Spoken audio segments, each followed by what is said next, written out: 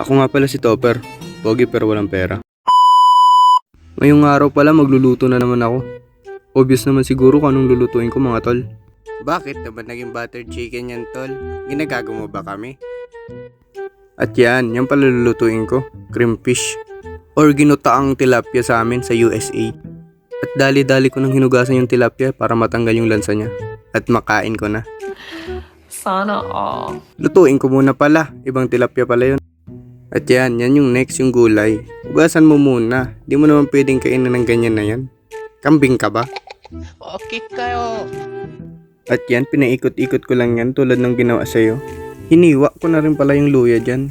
Maganda daw kasing pangtanggal ng lansa ng tilapia yan, sabi ng lolo ko.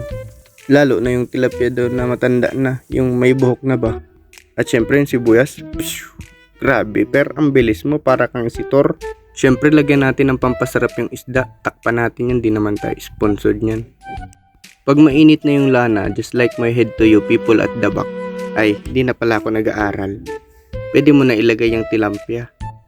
Pagkatapos kong prituhin yung tilapia, sinunod ko ng igisa yung luya. Yan, yung pampatanggal ng lansa ng tilapia. Tapos isunod mo yung bawang, yung pantakot sa mga alien. Tsaka yung sibuyas na pampabilog. Then, mix it together again. Nilagay ko na rin pala yung gata na inikit ko sa kapitbahay. Takpan ko lang, di naman tayo sponsored yan.